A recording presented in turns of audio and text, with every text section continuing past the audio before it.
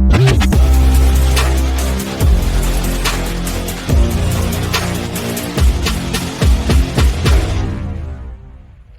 and welcome to Week 15 of Jets Final Drive. I'm your host, Jeane Coakley, like always, alongside SNY NFL insider Connor Hughes. And we got the ringers, John Jastremski on. JJ, we get to talk about a win with you today. What a concept. And Jeane, I'm in a pleasant mood because not only did the Jets go and take down the Jacksonville Jaguars, I am very appreciative for the fact that the Jets, at the end of this game, instead of taking the 3 kneel downs and kicking the field goal and bleeding it to 20 seconds, they found a way to score that touchdown that, let's just say, Jeane, was significant to some and significant to me. So I'm happy about it. Amen. How's that wallet? You got a little more money in that wallet? A little more. I gave it right back when Indianapolis didn't cooperate against the Broncos. But that is life on a football Sunday for your boy. All right. Well, guys, just a reminder, you can find the audio version of Jets Final Drive on Apple Podcasts, Spotify, or wherever you get your podcast. So the Jets got back in the win column, beating the Jags 32-25, thanks to Davante Adams' massive performance. 2 touchdowns and 198 yards, most of it coming in the second half, which is crazy. Adams also hit a milestone with his 100th career touchdown, 81 of those from Aaron Rodgers. All right.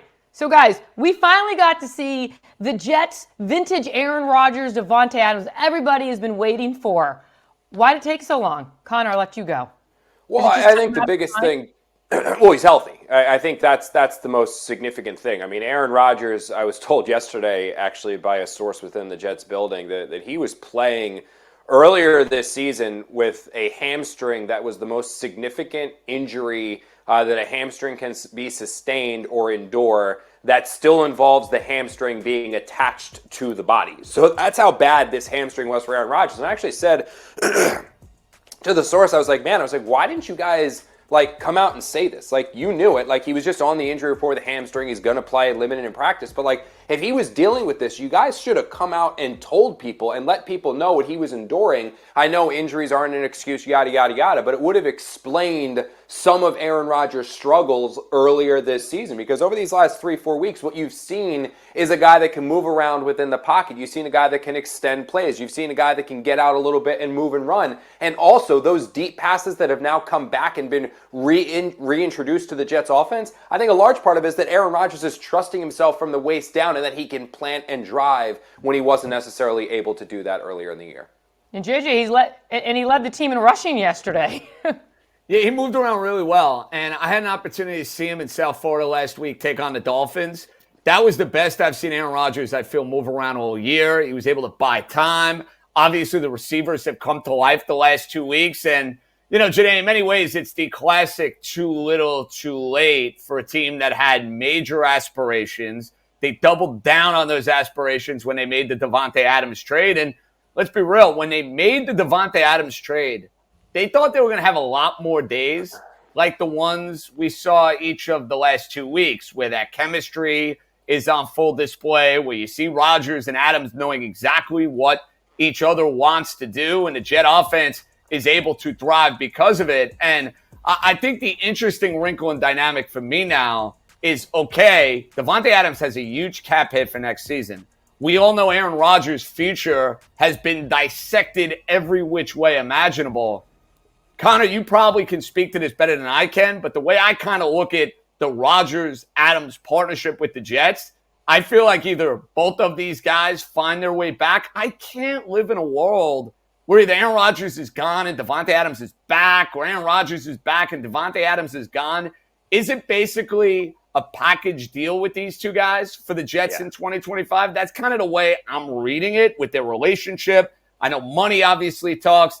Is it both or none for 2025? That's my question. Yeah, and from my understanding. And another question with that, Connor. Should they run it back with them? Well, that's tough to say. I mean, well, first of all, it's pretty much a package deal. I mean, the whole reason why Davante Adams is here with the Jets is because he wanted to play with the whole reason Davante Adams is here with the Jets is because he wanted to play with Aaron Rodgers. That's why he's back here. That's why he came to New York. He didn't want to play with Tyrod Taylor. He didn't want to play with a rookie quarterback. He wanted to play with Rodgers. And if you look at the last places that Davante Adams has gone when he went to the Raiders for the first time, and then this most recent time when he was looking for a new team again. The other team that was involved in the Davante Adams sweepstakes, it wasn't the Buffalo Bills, despite the fact they needed a receiver. It was the New Orleans Saints because why? Davante Adams wanted to go to a quarterback that he knew, and that quarterback was Derek Carr. That's why he went to the Raiders in the first place as well. So if Rodgers ends up leaving by either the Jets letting him go and he goes plays elsewhere, I just can't see Davante Adams at this stage in his career, having never won a championship before, just spinning his tires for a team that very clearly will not have playoff or Super Bowl aspirations next year if they're starting Tyrod Taylor as a bridge to a rookie quarterback. Should they come back, Jeane, I'll be honest with you. I know that I was watching this game, and I got a chance to watch it again this morning because I covered the Giants yesterday. But I do think that it is very important to say that as good as Aaron Rodgers looked against the Jacksonville Jaguars, as good as Davante Adams looked against the Jacksonville Jaguars, as nice as it was to see this offense finally resemble the one that we saw at different points in training camp that we thought we were going to be seeing every single week, every single Sunday against the best teams in the league that was going to lead the Jets into the playoffs and make an eventual run, they did do it against the Jacksonville Jaguars, a team that was 3-10, a team that possesses the worst pass defense in the entire NFL. So context here is needed. And Aaron Rodgers a couple weeks ago, when Andy Vasquez asked him if he believes these final few weeks he can go out there and prove to the Jets that he deserves to come back, Rodgers was insulted by that question. Not at Andy for asking it, but just the fact that that's something that's going to be out there. 4-time MVP, Super Bowl champion. He doesn't need to show anything else. I think the book's already written on Rodgers and what the Jets want to do. The people that he needs to convince are ownership, and if ownership wants to bring him back, or ultimately the next GM and head coach.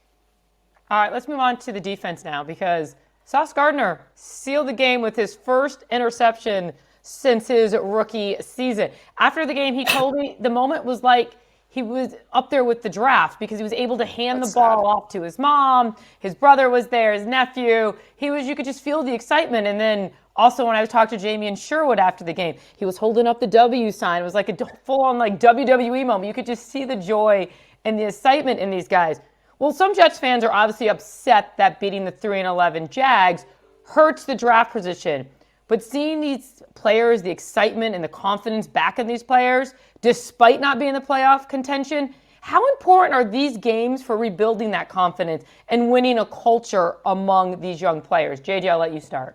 So, to me, Jeane, listen, they're not in a position like they were a couple of years ago where the entire draft focus is on, like, Trevor Lawrence, for example. You know, the Jets, there's too much talent on the roster to look at some of the other just hideous football teams that there are throughout the NFL and think, all right, the Jets are going to end up with the number 1 or the number 2 pick. But I got to take Sauce Gardner to task here. And I watched the interview that you did with him yesterday on SNY, and I understand it was a big moment for him. There's no love lost with Mac Jones. There was an incident with Mac Jones when he was a member of the New England Patriots.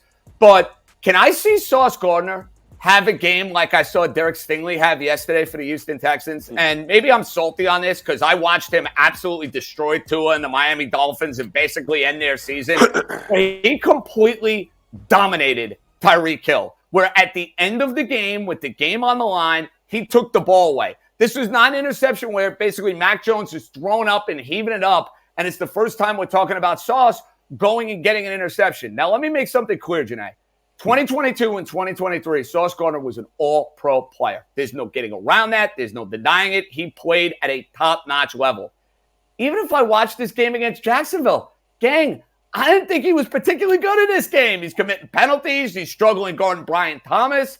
And I just have a much higher standard for Sauce when he's talking about the media haters. I know. He's probably looking at me, and he's looking at a lot of other folks that talk about the team and cover the team. Sauce, I'm sorry. You were a top 10 pick. You're a guy who's played at an all-pro level. You have not played at that level this year. So one interception when the team is 3-10 is not all of a sudden going to validate your season. So, Jeane, good reporting, by the way, because you gave me a lot to talk about yesterday on my podcast. But I'm sorry, Sauce. I need to see you do it for the full year. You haven't done it this season. And the interception too. It wasn't spectacular in any way, shape, or form. I mean, it was one I watched. Back their confidence because he has lost some confidence. Yeah, I guess. I mean, I don't know. I've been around losing teams enough, Jeane, that we've seen some late season. You too. I mean, we've seen some late wins No, I don't believe there is legitimate carryover from the end of one year into the next. I mean, the Detroit Lions experienced carryover because they're a really damn good football team with really damn good coaches and really damn good players, and they go out there and they kick everybody's butt. Where was the carryover for the Jets from 2020 to 2021 or 2021 to 2022 or 2022 to 2023? I mean, we see these late season wins. It doesn't matter. Now, for the people that are saying like, oh my God, no, this is going to tank our draft pick. This is going to be the worst thing in the world. Look, there are dynamic, dominant players found everywhere. You saw the Jets got a first-hand look at one in Brian Thomas, the electric receiver for the Jacksonville Jaguars. How many picks after Marvin Harrison was he selected? Harrison was the, oh my God, we can't miss him. Harrison has more games of 3 or fewer catches, 6, than he does 100-yard games this season, 2. So you can find talent all over the draft. You just need the person to identify that talent and then go out there and get that talent. That's where the Jets have struggled so much, specifically just over the last 10, 12, 13 years, and one of the reasons why they're in this rut. But look, I feel good that Jamie and Sherwood feels good and he was happy. Obviously, this is going to be a happy locker room this week. There are going to be guys feeling good about themselves, but ultimately this does not matter. And honestly, when I saw Sauce make that comment and I saw the interview, I love Sauce. I have a great relationship with him. He's a really, really good dude. But I do think that interception, it wasn't like one where he jumped the route, got in front of the receiver, baited the quarterback, caught the pass, and then ran it and then dropped down. I mean, it was I still don't even know why Mac Jones threw it. This is one of the reasons why Mac Jones just isn't good at football. But also, Mac Jones torched the Jets secondary for the most of those 4 quarters before that throw. So, no, I'm not a believer necessarily in too much carrying from one season over the next because, hell, I mean, we've seen the Jets finish strong before and it hasn't made any big of a difference the next year. I just love it that as a mom, as a mother, his mom was in the stands, and his mom he got the ball. That's all I cared about. Yeah. That was a good touch. Okay. So let me have that moment as a mom. Thank you. All Fair right, moving on. It's all you, Jeane. There you go. The moment is yours. The Jets are without key players on both sides of the ball, which allowed some of their younger guys to get additional playing time. Tyler Conklin is out. Shout out, by the way. Speaking of a parent, he's now a dad. Congrats to him. Yeah, congratulations, Tyler. Yes, and Scotty. And Scotty. Yes, congrats. That's awesome. All right, so are you surprised that the Jets didn't feature third-year tight end Jeremy Rutgers in the passing game more, JJ? Not necessarily, Jeane, because this offense has really become the Davante Adams and Garrett Wilson show. And I think that has been on full display the last 2 games where those 2 guys just flat out feasted. They had great success against the Miami Dolphins. Garrett Wilson was able to do whatever he wanted to do against Miami 2 weeks ago. And if you look at this game in the second half, it felt like Aaron Rodgers, despite, maybe there's a matchup here, maybe there's a matchup there. I'm going to go to what I feel the best about. I'm going to go with what I trust the most. And those 2 guys, Adams and Wilson, were winning so many individual one-on-one matches. They're going to throw him the ball. I mean, Aaron Rodgers is going to look at Davante Adams wide open down the field. He's going to say, yeah, I'm going to go and throw him the football. And Jeane, to be honest, I can't really fault them if they're trying to go and win the game. And Davante Adams goes for almost 200 yards of receiving yards.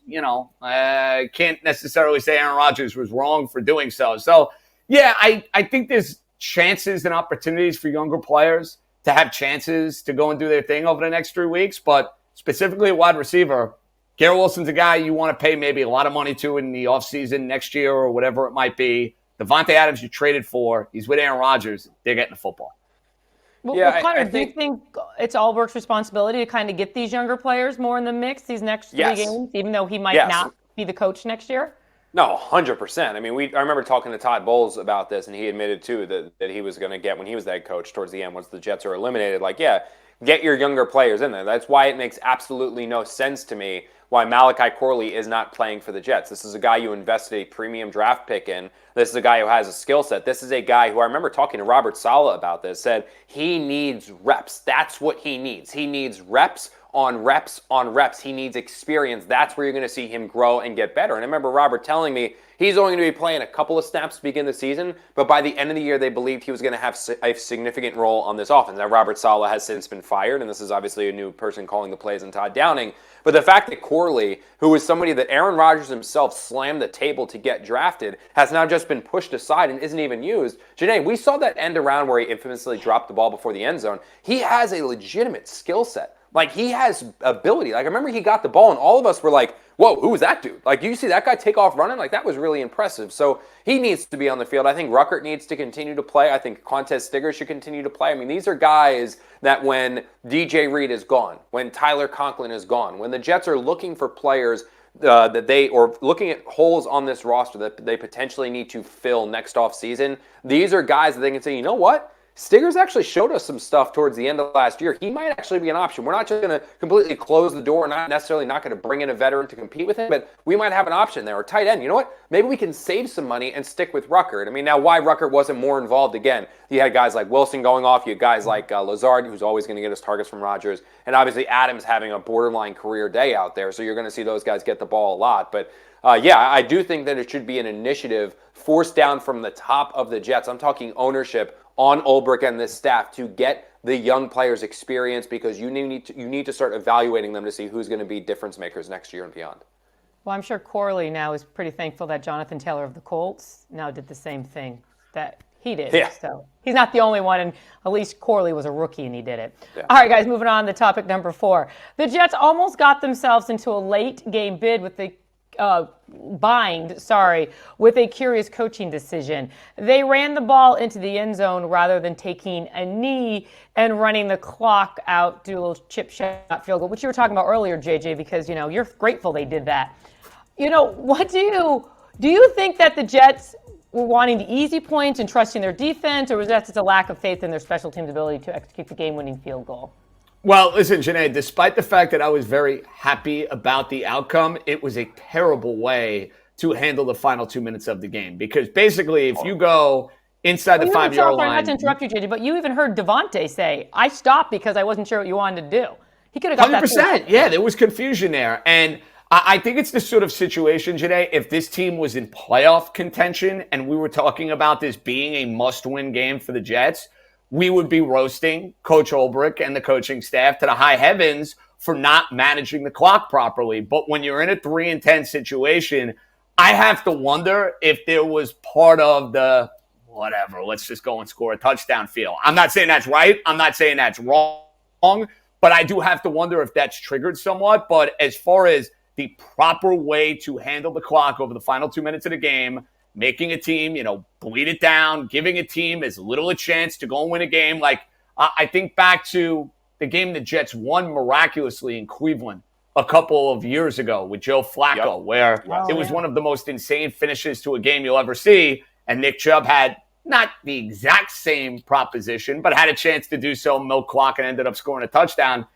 In this NFL, in this day and age where teams could throw the ball, defensive penalties, weird things happen at the end of these games. You want to maximize your mathematical probability to go and win the game. Scoring a touchdown there in that spot didn't necessarily do it.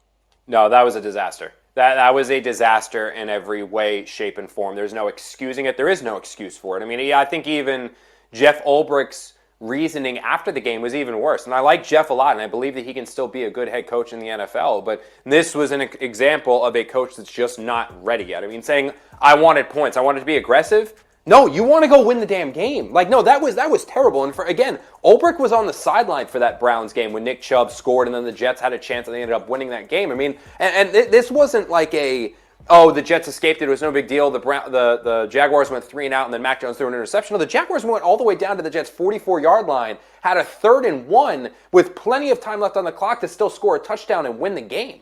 I mean, I saw it when Davante Adams went down at the 1, and then I saw the replay, because again, I was covering the Giants game as well. I was immediately like, smart move by a savvy player. The Jets are going to run it 2 or 3 times, eat some clock, score, then it'll be over and it'll be done. The fact that they just went ahead and scored and left the Jaguars that much time, I mean, look, there have been mistakes that have been made by the Jets organization this year. I think what they did with firing Robert when they fired Robert, you're starting to see the resounding impact of it at different points throughout the year. I think the discipline continuing to be a problem is an example of that. I think the game management is an example of that. I think the deterioration and continued deterioration of the defense is an example of that. But this clock management, this is another example of just that decision to move on from Robert being so rash and so quick and just so reactionary that it was a mistake and it should not have been done. Because, again, there is just... I don't know if the Jets are a playoff team with Robert. I don't. But I believe that they are a significantly better team right now than they are. And it's just because I don't think they have a true captain leading the ship right now. And one day that could be Jeff Ulbrich. One day Jeff Ulbrich could be a good head coach in the NFL. It's just not there yet. And maybe that's because he didn't have a full off season to get his guys in place. Maybe it's because he didn't have a full off season of preparing himself to be a head coach. He was just thrown into the fire and say, hey, you're a head coach now. Go do it. It's been a disaster. And the Jets are lucky this one didn't go up and nip him in the butt, because it was inexcusable and a horrendous decision, especially for a staff, most of them, especially on the defensive side of the ball, and Jeff Ulbrich himself, who experienced the downside of this when they lost that game or when they beat the Browns a couple years ago. It's just, it cannot happen. It's mind-boggling. And the reasoning and the justification after it of, I want it to be aggressive, that's not good enough. That's just not cutting it. But like JJ said, it also doesn't matter, because the Jets are going to have a brand new coach, brand new GM, brand new quarterback, and all that in a few months anyway.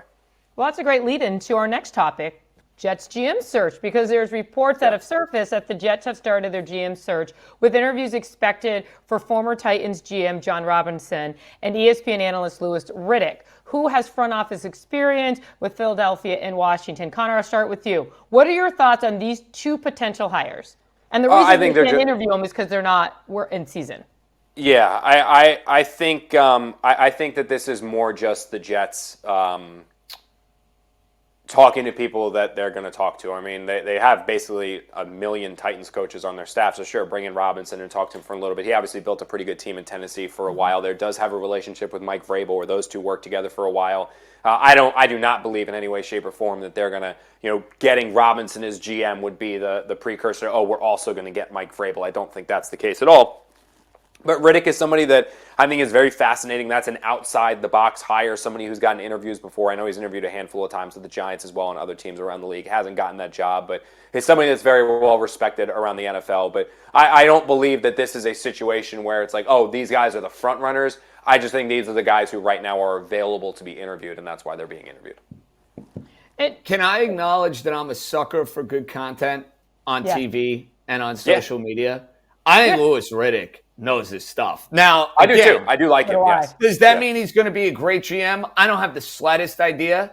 But the fact that I see his stances, I hear his takes, I agree with his football philosophy, and you throw in the fact, gang, we're not talking about somebody that has never done it before. He's worked in the Philadelphia Eagles front office. He's been in the war rooms before.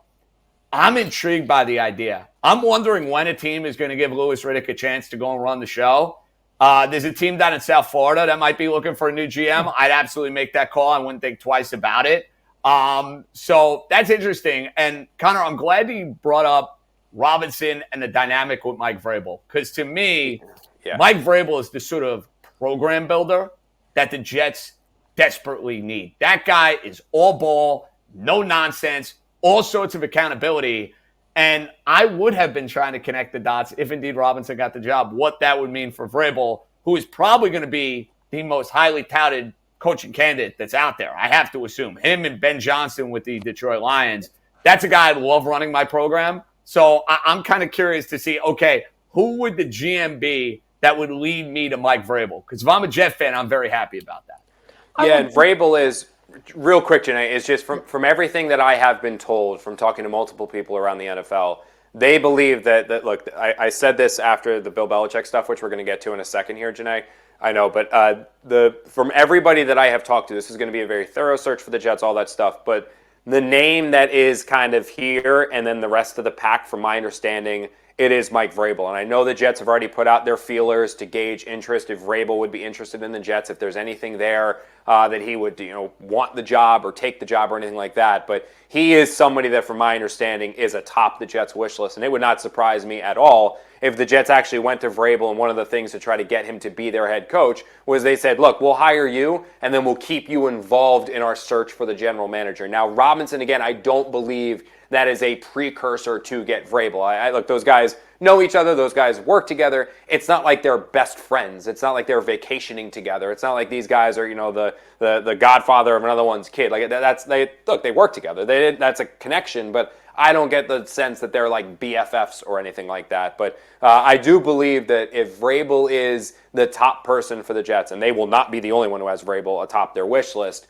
in the effort to do everything they can to get him, it wouldn't surprise me to say, look, let's get you involved in the GM search as well. Well, and JJ, real quick, just a little more on this topic. Should the Jets hire a GM first before finding a coach? That kind of goes with the whole, well, if you get Robinson, does Vrabel come in? Or do you try enticing head coaches that come with the plan of allowing them to bring along a GM they want? I'm going to give you a very complicated, wishy-washy answer, Jeane. If Mike Vrabel is willing to come to the Jets, I am more than willing to hire Mike Vrabel first and bring in a GM who is going to accommodate him. I'm A-okay with that. Normally, I wouldn't be if we're talking about somebody who has not done the job before. Vrabel's the only head coach you let that happen for. Correct, yes, because he commands instant credibility. Where no knock on whoever you might bring in as a candidate. Ben Johnson, if he's interested. Aaron Glenn, if he's interested. We're talking about folks that have never been NFL head coaches before. So there's an entirely different set of circumstances. Vrabel's done it. He's taken teams to the playoffs. His teams are well coached. He overachieves. That, to me, is my kind of counter to all of that, if that makes sense. All right, got you. All right, Connor, you mentioned the Bill Belichick that before he took you reported that before he took the UNC coaching job, he actually reached out to the Jets if they had interest in, interviewing him for the head coaching job. Give the historical drama between Woody Johnson and Belichick. I think there was a point when Belichick wouldn't even say the Jets' name, right? I think there was like years we wouldn't even say the Jets. They did the Bill for Bill documentary. They wouldn't go in the Jets locker room. They did the Bill for Bill. Yeah. Do you think this would have really worked out? I mean, what is that? Come on. I don't understand it. Please explain. Well, yeah, so give Diana Rossini of The Athletic a lot of credit for this one. She's the one who broke the story. And in fact, when it first came out, I saw it. I was like, no damn way. Like Diana is very, very good at what she does, and I trust almost everything that comes out of her mouth or that she writes. But this was one of those things where, like, I saw it and I was like, in my head immediately, like, no freaking way. Not that I didn't believe Diana, but just the story seemed so absurd and ridiculous that I was like, it can't be true. There's no way that it can be true. I called two different people at the Jets. They both confirmed the story, and then a second source said, hey, here's one that's better for you. Bill is the one who called us.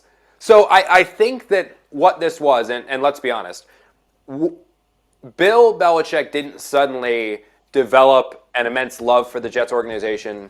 He didn't suddenly knock on Woody Johnson's door, walk in and with a bottle of bourbon and say, hey guys, let's bury the hatch here and let's become best friends now. That is not the situation. He still has the feelings that he's had for this organization, still has his feelings that he had for Woody Johnson. All of that is why it's kind of like, how is this even possible?